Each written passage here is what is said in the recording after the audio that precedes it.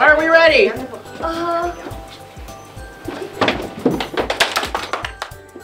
The Broad Alvin Perth Successrev series recognizes the amazing work being done in BP by our dedicated staff.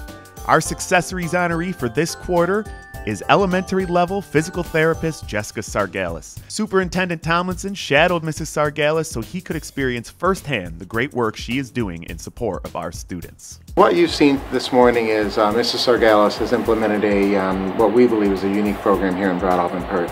We've recognized that while providing physical therapy services to our students, that we can also make a difference in their reading abilities or math abilities or their learning, their academic learning.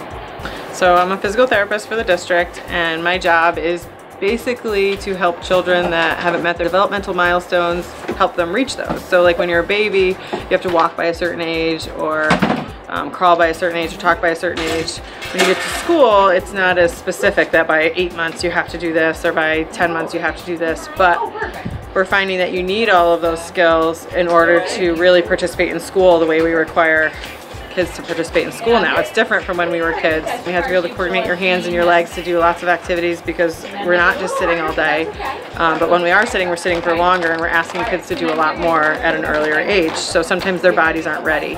Kids that struggle with motor activities can also struggle with reading. Not necessarily jumping, throwing a ball, those type of things. It's coordinating your eyes and your head and your head and your body, because when we read, we have to be able to move our eyes independently of our head and our head independently from our body.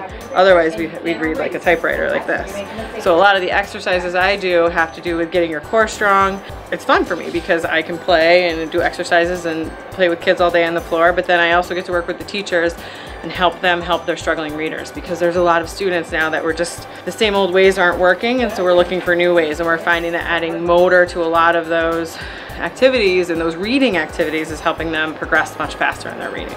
Oftentimes in very young ages, 3, 4, and 5 years old, those children haven't yet had an opportunity to be formally diagnosed. We recognize that providing those services at that age might avoid a diagnosis later on. You know, he has the background of PE teacher, so he knows the physical movement part and how important it is, but then I think to see the connection with reading, he's heard me talk about it before, but to see it in action I think was pretty cool. Lean back, knees up, and down.